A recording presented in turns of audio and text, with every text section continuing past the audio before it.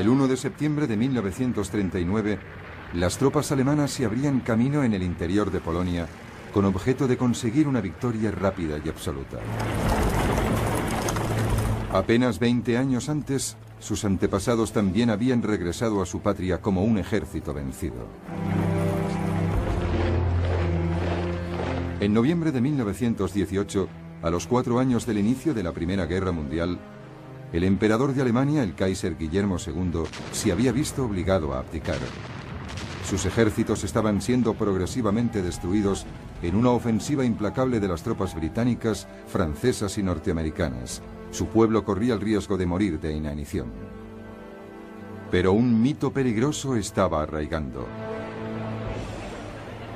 Las tropas y los generales alemanes pretendían hacer creer que no habían sido derrotados en la lucha, sino que habían sido traicionados por sus propios políticos timoratos. Aún así, a las 11 de la mañana del 11 de noviembre de 1918, la 11ª hora del 11º día del 11º mes, la Primera Guerra Mundial tocaba a su fin.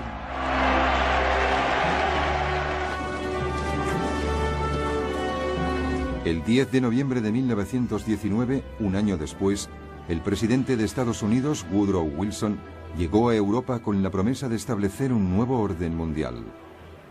Convenció a los líderes mundiales de que se adhiriesen a una nueva sociedad de naciones. En el Tratado de Versalles acordaron que a partir de aquel momento las disputas no se resolverían combatiendo, sino mediante debates en el seno de la sociedad. Los pueblos de Europa iban a ser liberados. El aliado de Alemania, el Imperio Austrohúngaro, se desmembraría. De este iban a surgir nuevas naciones: Austria, Polonia, Hungría, Checoslovaquia, Yugoslavia, Letonia, Lituania y Estonia. La propia Alemania quedó muy reducida. Pero este proceso contenía una bomba de relojería. No todo el mundo celebró el nacimiento de estas nuevas naciones. Algunas de ellas contenían minorías germanas importantes. Un día, el deseo de reunir a los pueblos germanos volvería a atormentar a Europa. El pueblo alemán, muy devastado ya por la guerra, sufrió una última humillación. Se le obligaba a pagar la enorme cantidad de 6,6 billones de libras esterlinas en concepto de reparaciones a Francia y Gran Bretaña, una suma que Alemania difícilmente podía permitirse pagar. Pero en cuanto Wilson volvió a Estados Unidos, su nuevo orden mundial cayó hecho pedazos. El Congreso norteamericano decidió que no podía arriesgarse a verse envuelto en otra guerra en Europa. Se negó a adherirse a la Sociedad de Naciones. Estados Unidos se replegó en el aislacionismo. Alemania era ahora una nación muy distinta. Seguía siendo el país más grande de Europa, pero su monarquía militarista había desaparecido. Se había convertido en una democracia. Pero su gobierno, la llamada República de Weimar, pronto sufriría una serie de reveses terribles. De repente surgieron enfrentamientos callejeros entre los nacionalistas de extrema derecha y los comunistas que intentaban iniciar una revolución. Así las cosas, en 1923, una hiperinflación que ascendió hasta el 100% en un mes arruinó el país. Los ahorros de la gente corriente quedaron en nada. Todo ello constituía un campo de cultivo perfecto para una nueva generación de políticos de derechas que esgrimían la exaltación en sus discursos, entre los cuales se hallaba Adolf Hitler. Hitler había nacido en Austria, había luchado valerosamente como soldado en la Primera Guerra Mundial y había sido condecorado con la Cruz de Hierro. A su regreso a Alemania se estableció en Múnich. Su encendida oratoria pronto le permitió hacerse con el control del pequeño Partido Nacional Socialista o Partido Nazi.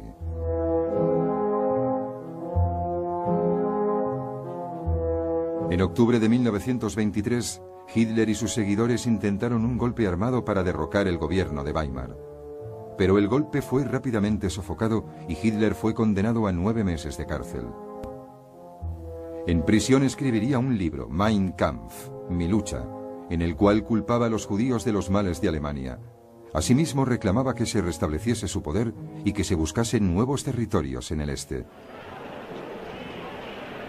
Cuando salió de la cárcel, empezó a trabajar para hacer del partido nazi un verdadero partido político. A partir de aquel momento, utilizaría el sistema democrático para alcanzar el poder. Pero durante los 5 años siguientes, la Alemania de Weimar prosperó. El apoyo a los partidos extremistas de izquierdas y de derechas perdió fuerza. Súbitamente, a Hitler se le presentó la ocasión.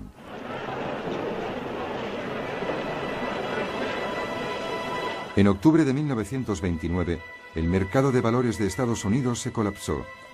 Se perdieron miles de millones de dólares y la depresión económica se extendió al mundo entero. En Alemania el desempleo se disparó hasta alcanzar a más de 6 millones de personas.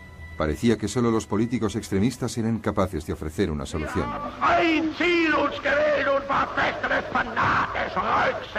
Políticos como Hitler. En 1931, sus nazis ya constituían un verdadero movimiento de masas. Y tenían sus propios matones de camisas pardas, las tropas de asalto de las SA, que contaban con más de 4 millones de miembros. En las elecciones de 1932, los nazis se convirtieron en el partido más numeroso del Parlamento alemán, el Reichstag. Sin embargo, Hitler se negó a formar una coalición, paralizando así el Parlamento. Para poder superar este punto muerto, el presidente Hindenburg lo nombró canciller, es decir, jefe de gobierno, en enero de 1933. Al cabo de un mes tuvo lugar el incendio del Reichstag. Hitler acusó a los comunistas y exigió poderes extraordinarios, poderes que utilizó para prohibir todos los demás partidos políticos. En agosto de 1934 fallecía el presidente Hindenburg. Hitler se autoproclamó presidente. Ahora ya era el líder absoluto, el Führer de Alemania.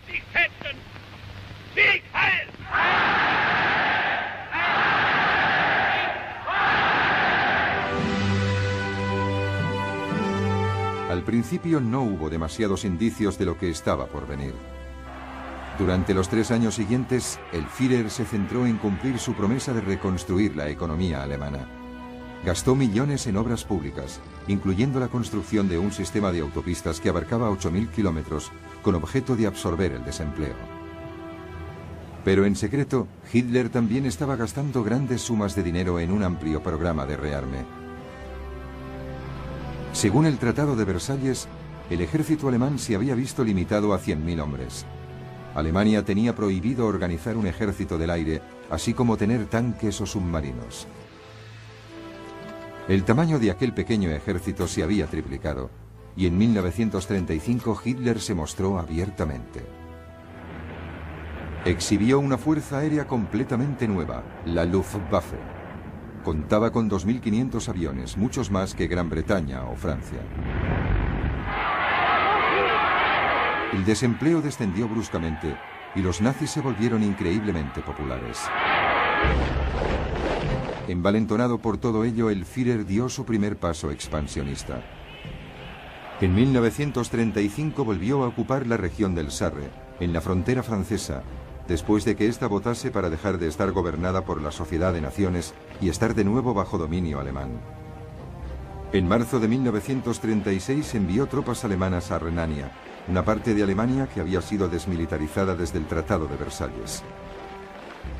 En aquel momento, muchos creyeron que Hitler solo estaba reclamando que devolviesen a Alemania lo que le tocaba por derecho. Ni Gran Bretaña ni Francia protestaron.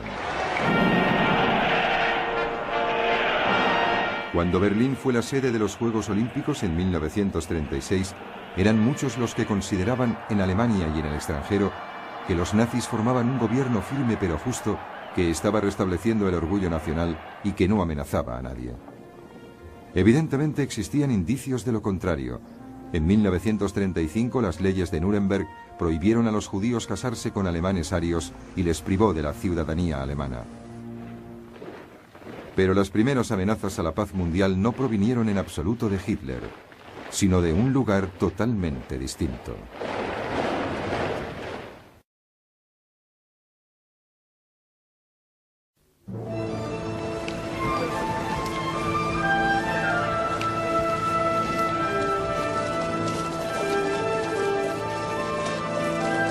A comienzos del siglo XX, Japón era ya una potencia militar. Había vencido a Rusia en la guerra que había tenido lugar en 1905 y había luchado junto a los aliados en la Primera Guerra Mundial. Después de la guerra, Japón constituía una potencia mundial reconocida y se adhirió a la Sociedad de Naciones. Pero políticamente representaba un cúmulo de contradicciones. Nominalmente era una democracia, pero la tradición feudal aún era fuerte. La mayor parte de los japoneses seguía venerando a su emperador como a un dios viviente y lo consideraba su verdadero líder. El país se enfrentaba a problemas económicos muy importantes. Su población no paraba de aumentar. Y no tenía recursos naturales para poder abastecer a sus industrias en plena y rápida expansión. Sus líderes necesitaban soluciones y las vislumbraron en la Manchuria china. Manchuria era una tierra rica en campos de cereales, carbón y minerales. Era el objetivo perfecto, pues las tropas japonesas ya estaban estacionadas en el sur de Manchuria. Otros posibles objetivos eran las colonias gobernadas por los poderes europeos. Birmania, Malasia y Hong Kong controladas por Gran Bretaña, Indochina gobernada por Francia y las Indias Orientales holandesas. Pero a estas alturas Japón tenía que ser prudente. No quería provocar a la otra gran potencia en el Pacífico, Estados Unidos. A pesar de sus muchos lemas antiimperialistas, en realidad Estados Unidos dirigía un imperio no oficial en el Pacífico. Filipinas, Guam y varias islas estaban bajo su dominio directo. Sin duda alguna, tenía fuerzas suficientes para enfrentarse a Japón, pero desde el final de la Primera Guerra Mundial había tenido otras distracciones.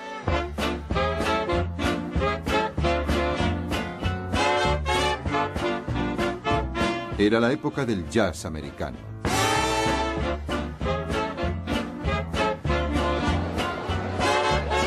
Durante la década de 1920, la nación se había concentrado en explotar sus extensos recursos.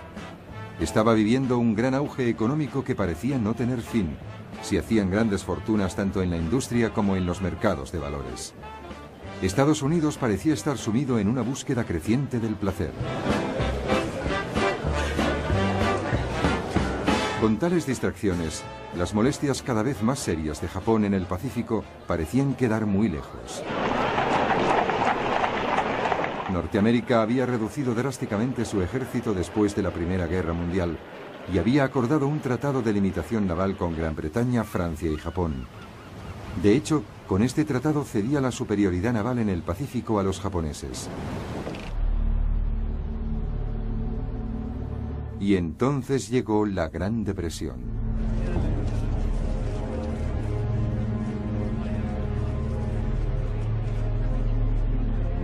A medida que los estragos económicos se iban extendiendo, una cuarta parte de la población perdió su empleo. Decenas de miles de personas se quedaron sin hogar viviendo en pueblos de chabolas. Si anteriormente Estados Unidos estaba distraído con los placeres, ahora lo estaba con el dolor. Era el momento que Japón estaba esperando para actuar.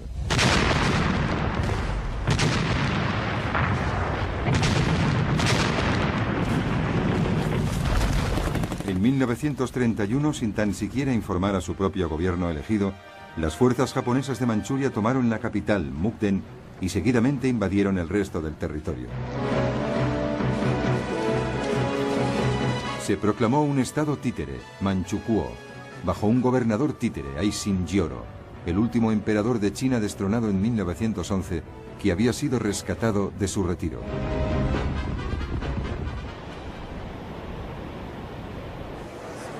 En su sede de Ginebra, la Sociedad de Naciones se enfrentaba ahora a su primera gran prueba. Japón fue condenado universalmente. Pero su respuesta fue categórica. Sin embargo, Japón considera imposible aceptar el informe adoptado por la Asamblea.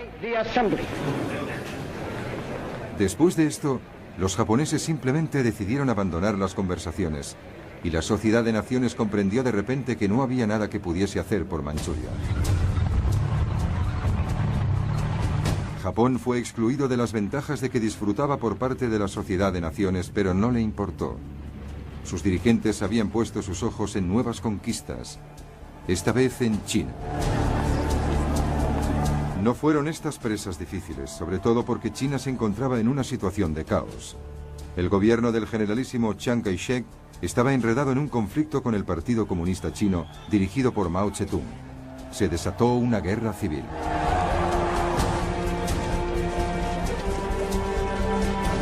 En 1936, como precursor de la invasión, los japoneses firmaron un pacto con Hitler. El objetivo era protegerse ante cualquier ataque por parte de la Rusia soviética si avanzaban en China. Así las cosas, en julio de 1937, los japoneses provocaron un incidente con las tropas chinas e invadieron el país.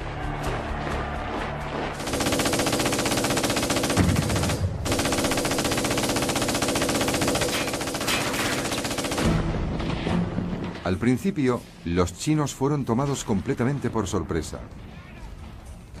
Pero rápidamente se defendieron con fiereza y los comunistas llegaron a unirse al Kuomintang formando un frente unido. Los japoneses respondieron con aterrizajes anfibios y a finales de 1936 ya habían invadido una gran parte del norte de China y de la costa.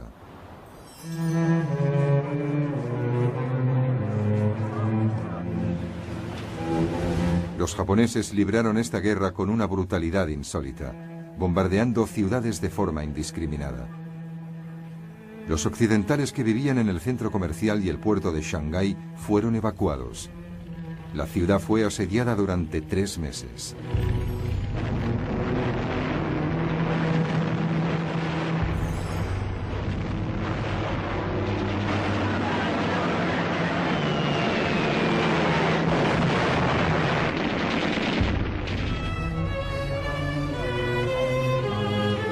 Sufrió destrozos generalizados. Las fuerzas japonesas no mostraron piedad ni preocupación alguna por la población nativa. Pero después de la captura de Nankín, por aquel entonces la capital de China, el 17 de diciembre de 1937, las fuerzas japonesas empezaron a comportarse como si realmente hubiesen perdido cualquier atisbo de razón. Se estima que más de 300.000 civiles fueron masacrados durante una orgía de violaciones y matanzas indiscriminadas que duró 6 semanas. Los japoneses atacaron incluso los buques de guerra británicos y norteamericanos que habían sido enviados para proteger sus embarcaciones y su comercio. El peor incidente tuvo lugar el 12 de diciembre de 1937. La lancha cañonera norteamericana Panay fue hundida por los bombarderos japoneses. Los 50 miembros de la tripulación fallecieron. A pesar de ello, las potencias occidentales se negaron a intervenir, así que la Sociedad de Naciones no pudo hacer nada al respecto. En Estados Unidos, el presidente Roosevelt quería realmente imponer un bloqueo naval a Japón. Ha quedado claro que los actos y las políticas de ciertas naciones en otras partes del mundo tienen consecuencias de gran alcance a nivel mundial. Pero los británicos no quisieron ni oír hablar de ello, pues temían que pudiese provocar una guerra. Por lo tanto, lo único que el presidente Roosevelt pudo ofrecer fue un crédito de $25 millones a Chiang Kai-shek para comprar armas. Y aunque los comunistas luchaban ahora al lado del Kuomintang, la Unión Soviética tampoco hizo gran cosa para ayudar. Su única implicación consistió en una serie de choques a lo largo de su frontera con Manchuria. Pero como país, China no recibió ninguna ayuda de la Unión Soviética. Tuvo que luchar sola. Durante el año 1938, los japoneses invadieron Cantón y empujaron a las fuerzas chinas cada vez más hacia el oeste del país. Toda la retórica de la Sociedad de Naciones, todas aquellas promesas para frenar la agresión internacional habían quedado en nada. Y ahora, los poderes occidentales se enfrentaban a una agresión mucho más cerca de casa. Una posizione di potente ingiustizia.